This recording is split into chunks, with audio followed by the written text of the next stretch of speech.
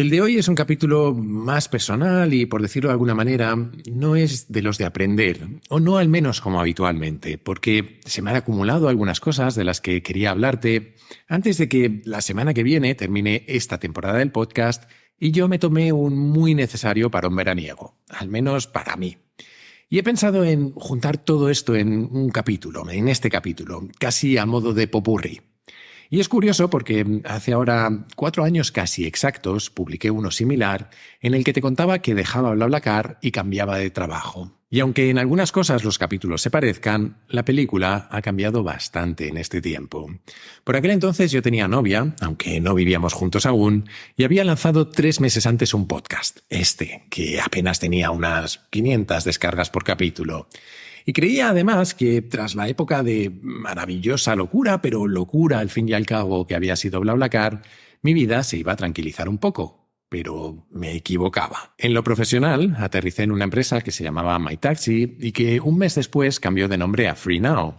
Llegué como director general para España y con algunos retos interesantes, tanto en el equipo como en el negocio, y apenas 10 meses después, cuando ambas cosas estaban bastante encauzadas, llegó la pandemia. Y resulta que si tu negocio consiste en mover personas y nos tenemos que encerrar todos en casa, pues por lo que sea se complica la cosa un poco. Mira tú. Pero salimos adelante. Y el caso es que una pandemia, una fusión empresarial, 3 jefes, 4 puestos distintos y unos cuantos viajes después, acabé siendo director general para el oeste y sur de Europa. O lo que es lo mismo para Reino Unido, Francia, Italia, Portugal y España. Una mezcla bastante curiosa. Bueno, pues eso era hasta la semana pasada, que fue mi última en FreeNow. Ha sido una experiencia muy intensa, pero muy bonita, de la que me llevo la alegría y el honor de haber trabajado con mucha gente increíble en todos esos países y en algunos más. Por otro lado, y mucho más importante, aquella novia de hace 4 años y yo nos fuimos a vivir juntos pocos meses antes de que llegara esa misma pandemia. Bueno, más bien se vino ella al piso en el que yo vivía y que era estupendo para una sola persona o incluso para 2 que trabajaran todo el día en una oficina, pero que quizás era ligeramente pequeño para estar ambos encerrados primero y teletrabajando después. A pesar de ello, no solo no nos matamos, sino que hace ahora poco más de un año descubrimos que íbamos a ser padres. Así que 2 años y pico teletrabajando desde la misma mesa en la que comíamos, unas obras más largas que las del Escorial en mitad de la serranía de Cuenca, un embarazo, una mudanza, una boda y un parto después, aquí estamos, con una pequeña dictadora de casi 5 meses de edad gobernando nuestra casa. Y esto sí que es para toda la vida. Y en cuanto a ese podcast que empezaba hace algo más de 4 años, pues posiblemente sepas que se me fue un poco de las manos. Lo que eran unas 500 descargas por capítulo en la semana del estreno, son hoy unas 12.000. En total, cerca de 4,5 millones de descargas en 5 temporadas casi completas, distribuidas en 171 capítulos, o lo que es lo mismo, unas 72 horas de contenido. Como si me pusiera a hablarte sin parar durante 3 días. Y por si me quedaban cosas por decir, con un libro recién publicado y con esa gamberrada que hacemos mis queridos Javier González Recuenco, Cristina Carrascosa y yo, que se llama Nada que ganar. Yo la verdad no sé cómo agradeceros que aguantéis tanta turra, pero bueno, gracias de corazón. Y así llegamos al día de hoy, sin trabajo, con una hija recién nacida, unos cuantos proyectos paralelos y una pregunta que todos nos hacemos a veces. ¿Y ahora qué? Y la verdad es que no lo sé. Es una pregunta que me hago desde hace tiempo y aún no tengo respuesta. Hay quien me ha sugerido que por qué no me dedico en exclusiva al podcast y es tentador, pero creo que no valgo para hacer una sola cosa. Y tengo cierto miedo de convertir este hobby en una responsabilidad aún mayor y acabar quemándolo y no disfrutándolo. También doy clases y charlas en empresas y en eventos y eso también lo disfruto mucho, pero no son suficientes como para vivir de ellas. Quizás podría combinarlo todo, pero tengo también la sensación de que entonces echaría de menos otras cosas. Así de inconformistas somos los seres humanos. Pero bueno, de momento tengo un plan, bastante simple, pero un plan al fin y al cabo. Como mis últimos 10 años han sido una maravillosa locura, me he autoimpuesto calma y tiempo para disfrutar de este momento.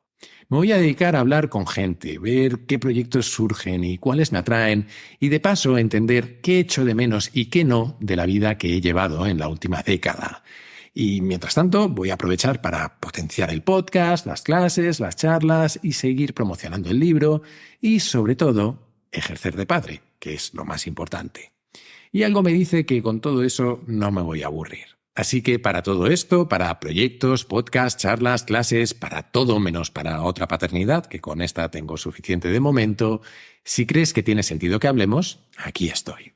Y dado que ahora empiezo este periodo de intentar entender cuál es ese siguiente paso, he pensado que este era un buen momento para tratar de reflexionar sobre estos últimos 10 años y contarte algunos de mis aprendizajes.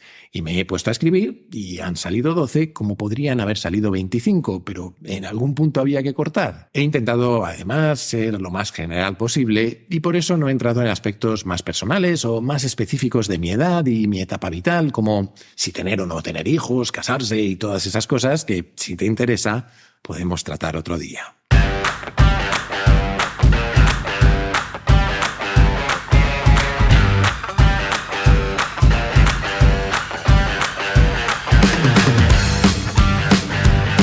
Soy Jaime Rodríguez de Santiago y esto es Kaizen, el podcast para mentes inquietas en el que te acerco a personas, a ideas y a técnicas fascinantes de las que aprender cada día.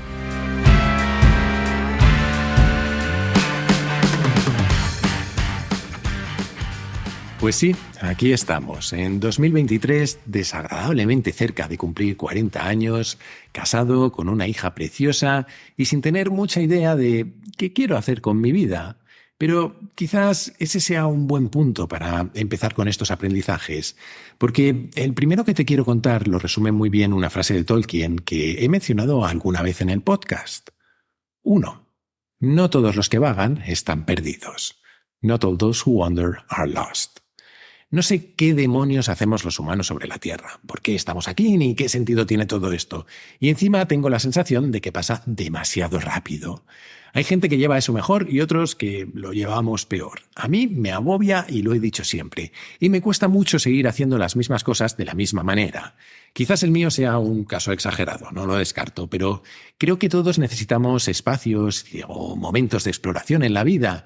Necesitamos permitirnos buscar sin saber qué buscamos, dar oportunidad a que surjan cosas, y no tiene por qué ser siempre como un periodo sabático. A veces basta con tener momentos del día o de la semana sin planificar o proyectos y actividades que simplemente nos expongan a lo imprevisto. Lo que me lleva al segundo aprendizaje. 2. Llena tu vida de pequeños experimentos. Hay una frase que suele decirse sobre la vida profesional, que es que hay quien tiene 20 años de experiencia y hay quien ha repetido 20 veces el mismo año. Y yo creo que esa es mi definición del infierno. Bromas aparte, no conozco mejor manera de permitir que surjan imprevistos, especialmente positivos, que son los que nos interesan, que la de hacer constantemente pequeños experimentos controlados. Ante todos esos experimentos, a veces surge una duda. ¿Cómo sabemos si realmente tienen potencial? Esto es algo que discutí con Fred Mazzella en la entrevista que le hice esta temporada y ambos coincidíamos en que las más peligrosas son esas situaciones en las que no estamos seguros de si algo funciona o no. Porque lo cierto es que los éxitos rotundos, como BlaBlaCar cuando dio con el modelo de negocio, se notan, los ves. Y los fracasos rotundos también, salvo que te empeñes en autoengañarte.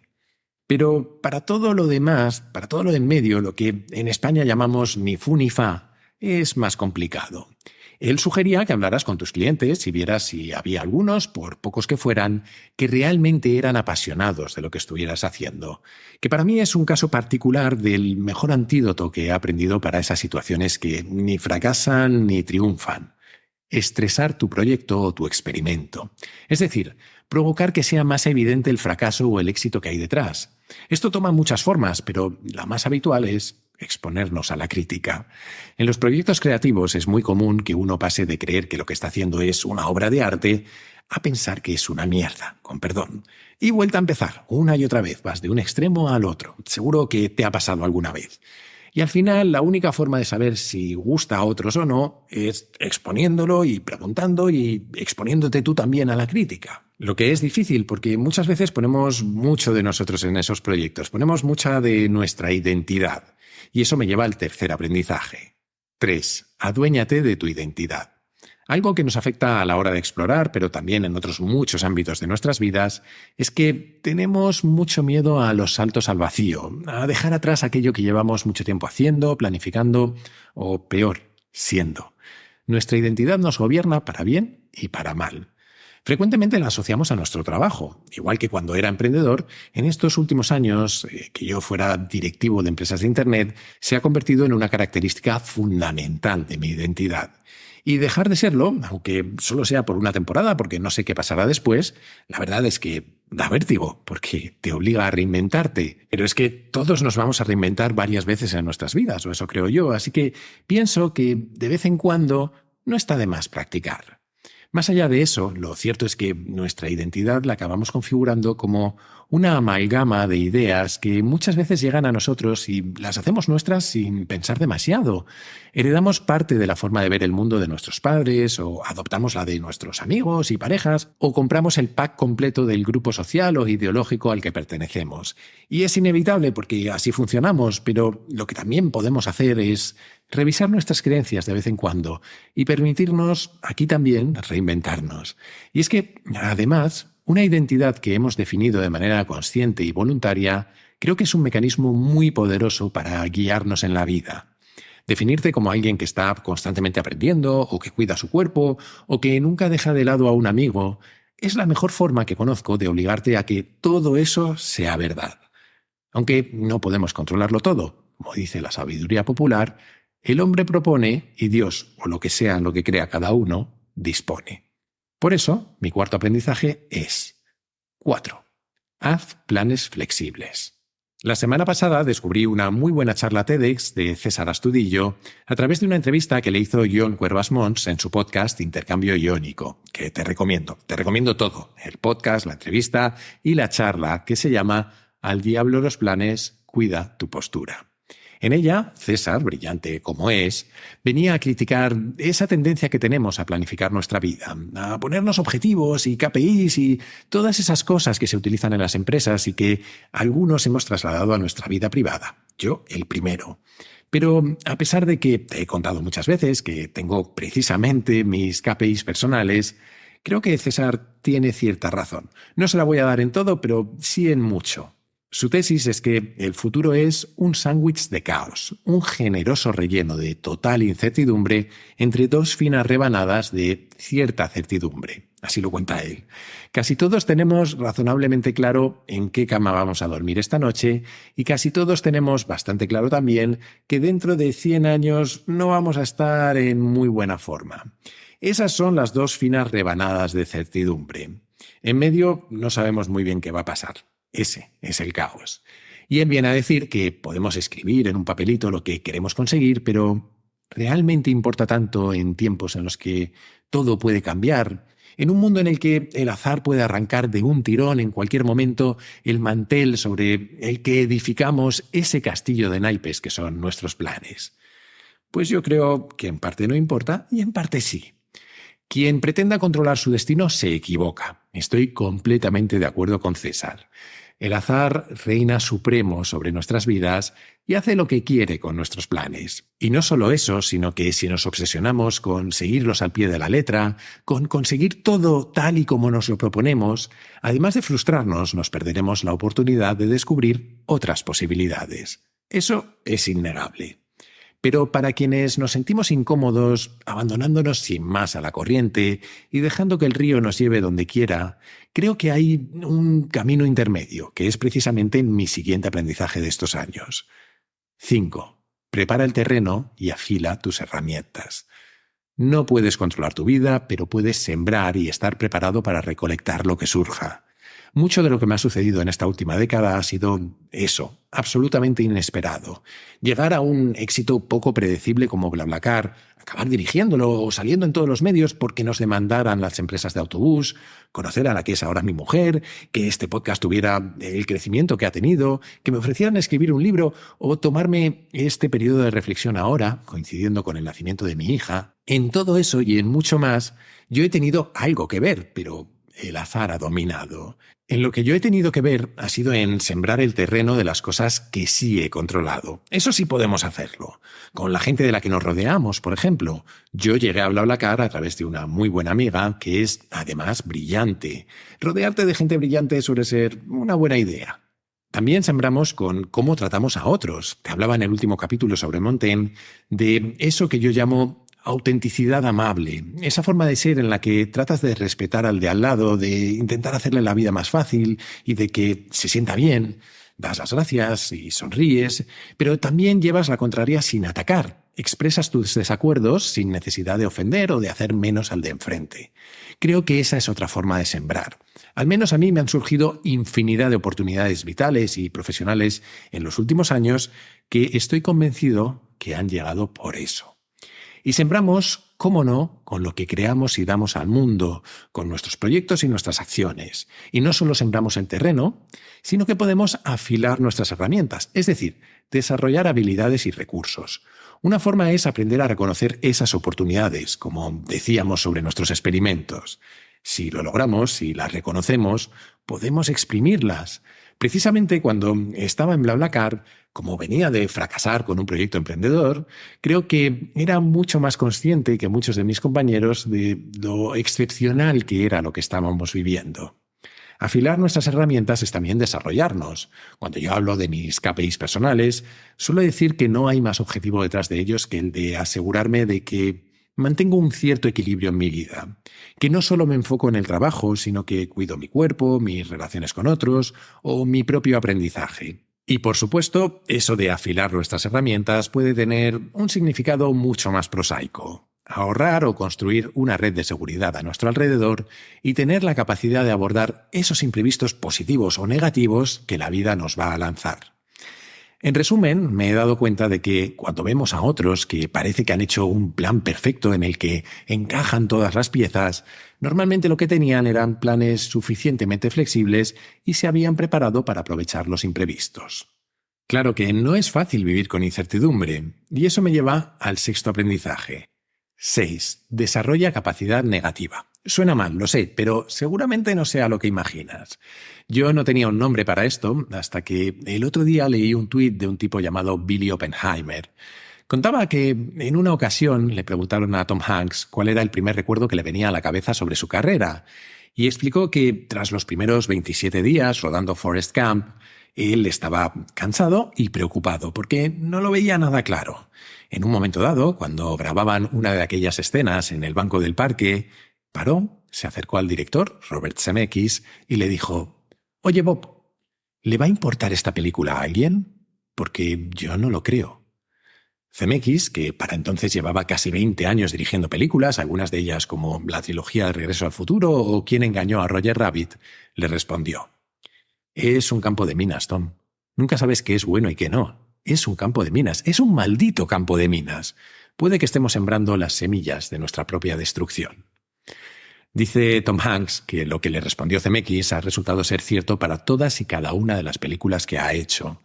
Nunca hay ninguna garantía, no sabes si van a funcionar o no. O citando a Forrest Gump, la vida es una caja de bombones, nunca sabes lo que te va a tocar. Hay una cualidad que nos ayuda a enfrentarnos a toda esa incertidumbre, que es lo que el poeta romántico John Keats llamó la capacidad negativa, o algo así, en inglés es negative capability. Es la capacidad de una persona para tolerar la incertidumbre y lo paradójico, de mantenerse serena y seguir adelante sin necesidad de encontrar todas las respuestas. Y esa cualidad suele ir de la mano simplemente de enamorarse de lo que uno hace, de hacerlo por un motivo que vaya más allá de ningún fin, más allá del dinero, más allá de ser nadie, de la fama o el reconocimiento. Hacerlo, como he dicho alguna vez, por la princesa, como Super Mario. En la siguiente temporada seguramente dediquemos algún capítulo a la utilidad de lo inútil, a todo lo positivo que surge de aprender cosas aparentemente inútiles o de sumergirnos en detalles minúsculos y que seguramente no sean ni apreciados por los demás por el mero hecho de disfrutarlos. Todos esos son, a la vez, síntomas y formas de enamorarse de lo que uno hace.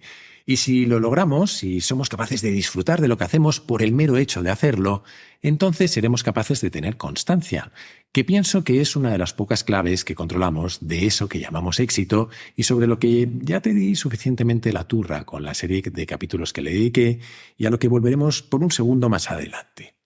Pero vamos a por el siguiente aprendizaje, que es el número 7. Elige la forma en la que piensas. Desafortunadamente, no siempre vamos a trabajar en cosas que nos gusten, no siempre habrá una princesa por la que hacer lo que hagamos. Aunque yo he sido muy afortunado, como todos, he tenido etapas en las que no he disfrutado de mi trabajo. Y también, antes de entrar en BlaBlaCar, me tiré una temporada larga en el paro. En esos momentos, lo que más me ha ayudado ha sido la que seguramente es la idea más repetida en este podcast, que dentro de los márgenes de lo razonable, sin engañarnos demasiado, podemos elegir la forma en la que pensamos. Cuando hemos hablado de David Foster Wallace, de la felicidad, de cómo abordar nuestro diálogo interno o de cómo afrontar el burnout cuando nos quemamos, en todas esas ocasiones y en algunas más, ha habido una idea recurrente, el reframing o cambio de perspectiva, es decir, redefinir la situación en la que estamos. Cuando no tenía trabajo, trataba de centrarme en las pequeñas victorias, como las entrevistas a las que me llamaban, o en cosas completamente diferentes, como el tiempo libre que tenía. Cuando he tenido que enfrentarme a proyectos que no me motivaban, me ha ayudado a buscar qué podía ser interesante o nuevo en ellos. Y cuando no he sido capaz de encontrar nada de eso, simplemente he recalibrado el proyecto o el trabajo como un facilitador para hacer otras cosas. Si tenía un viaje que no me apetecía, me motivaba obligándome a salir a cenar a un sitio nuevo o reservando tiempo en la agenda para simplemente conocer la ciudad. O si todo tu trabajo no te gusta, como nos ha pasado a todos alguna vez, a veces basta con recordarse a uno mismo que es posible que tenga más suerte que otros simplemente por tener un trabajo. Cuando eso no es suficiente, suele ser útil fijarse en qué te permite hacer ese trabajo. Seguramente darle una mejor vida a tu familia o quizás perseguir esos proyectos paralelos o experimentos que haces en tu tiempo libre. Pero esto de elegir cómo pensamos creo que va mucho más allá. Sin ir más lejos, está muy relacionado con el siguiente aprendizaje, que es otra de esas frases que he dicho muchas veces en estas 5 temporadas. 8. Recuerda que todo el mundo está librando batallas de las que tú no sabes nada. Elegir cómo pensamos es también elegir cómo interpretamos lo que hacen otros. Una de las cosas más útiles que he aprendido en mi vida es la de tratar de no juzgar a nadie. Solo porque otros tomen decisiones diferentes a las que tomarías tú, eso no significa que sean idiotas. No sabemos casi nada de la vida de otros, así que no podemos valorar por qué hacen lo que hacen. Esto, por cierto, también nos lo podemos aplicar a nosotros mismos y no darle demasiada importancia a lo que otros piensen. Al final, ellos tampoco saben mucho de nuestra vida. Además, recordar que todo el mundo está librando esas batallas de las que no sabemos nada. Creo que es una forma estupenda de que esa autenticidad amable de la que hablábamos antes nos salga de manera natural. Te he dicho que volveríamos al éxito, y para eso vamos al siguiente aprendizaje. 9. No te obsesiones con el dinero o el éxito. Cuando uno hace este tipo de listas de aprendizajes, es tentador decir que el dinero o el éxito no importan. Pero sí, son importantes en varias dimensiones. El dinero es importante como soporte de la vida que queremos llevar. Hay un mínimo por debajo del cual todo se vuelve mucho más complicado y, además, todo lo domina la ausencia de dinero. Ese mínimo es distinto para cada uno de nosotros y normalmente depende de nuestras circunstancias, pero también de nuestras aspiraciones y, al menos en base a eso, podemos ajustarlo y hacerlo más alcanzable. Pero necesitamos alcanzarlo y quien diga que no, creo que miente. Ahora, por encima de ese mínimo hay 2 niveles más. Uno en el que seguir aumentando lo que ganamos o tenemos nos da una vida notablemente mejor y nos hace todo más sencillo, y otro, el siguiente a ese, en el que realmente ganar o tener más y más cada vez no nos aporta tanto. Y muchas veces, de hecho, nos distrae porque creemos que llenará huecos en nuestra vida que el dinero realmente no puede resolver. Ser conscientes de en cuál de esos 3 niveles estamos debería ayudarnos a calibrar la importancia que le damos al dinero. Por otro lado, está el éxito, que en realidad es una medida muy difusa en la que mezclamos nuestra sensación de realización con el reconocimiento de otros. Y aunque están relacionados, creo que conviene mantener ciertas distancias entre ambos, porque el reconocimiento de otros depende de un montón de factores que están más o menos lejos de nuestro control y que podríamos resumir en la palabra suerte. Volvemos a lo de CMX. Sin embargo, nuestra opinión de nosotros mismos no debería depender de si a otros les gusta o no lo que hacemos o cómo lo hacemos. En cualquier caso, para alcanzar ese dinero o ese éxito o simplemente conseguir cosas que queremos en la vida, creo que hay un aprendizaje que me ha sido muy útil, que es el siguiente. 10. Diseña tus entornos. Una de las preguntas que más me llegan al podcast es ¿cómo me organizo para hacer lo que a otros les parecen muchas cosas? Y siempre digo que no hay fórmulas mágicas, no hay un gran secreto. Me encantaría escribir un libro de autoayuda o de eficiencia personal y vender millones de copias con ese gran secreto, pero no existe. De hecho, el mayor secreto que hay detrás de quienes vemos que hacen muchas cosas son sus renuncias. Es todo lo que no hacen. Esa es la mayor herramienta de productividad que existe, saber a qué decimos que sí y a qué decimos que no.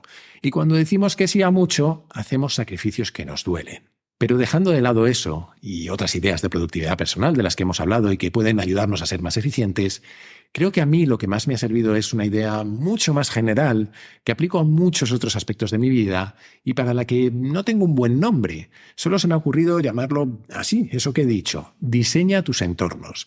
Y es que con ello me refiero a muchas cosas. Diseñar tu entorno es, por ejemplo, decidir eliminar tentaciones. Esto es lo típico que suele recomendarse a quienes quieren comer más sano. No tengas guarrerías en casa, no compres aquello que no quieras comer. Pero se aplica más allá de lo que comemos. De hecho, creo que una de las mejores decisiones que he tomado en mi vida fue la de no tener televisión en casa. La cambié por un proyector, lo que me limita muchísimo el consumo que hago y solo a aquello que realmente quiero ver, normalmente cine y deportes.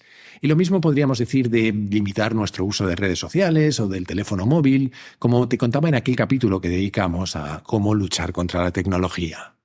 Pero diseñar tu entorno significa también tratar de gobernar sobre tu agenda.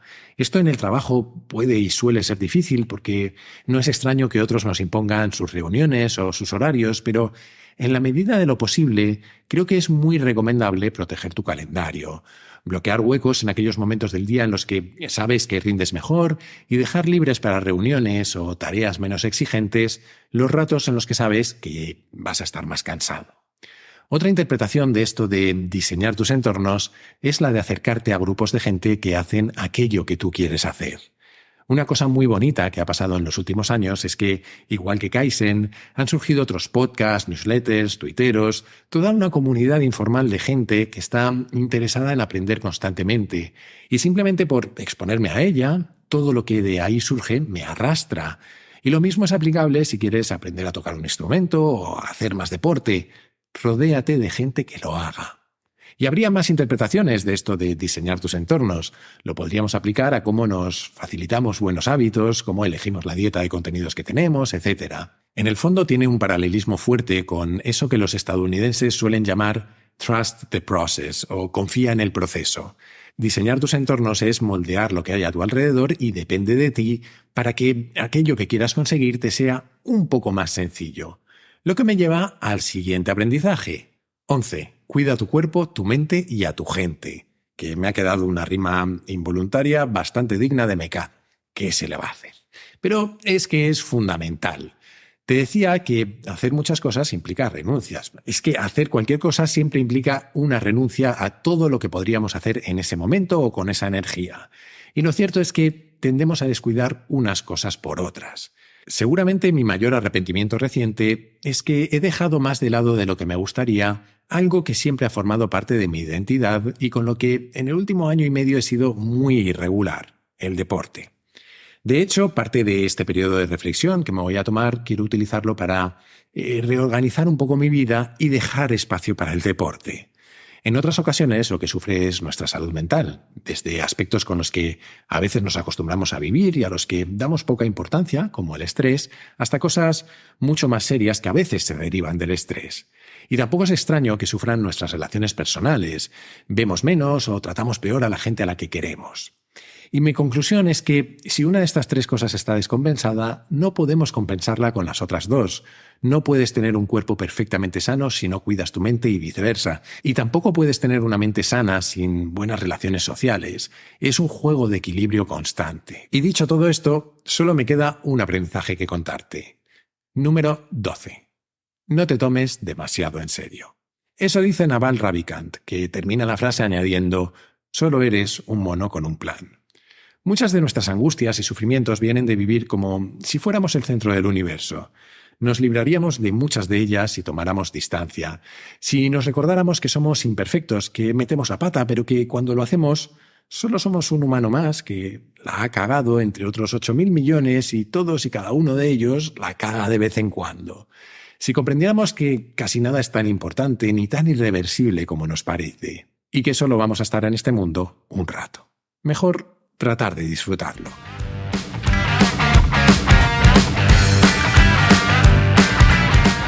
Y hasta aquí este capítulo, quizás más reflexivo de lo habitual, pero espero que te haya gustado.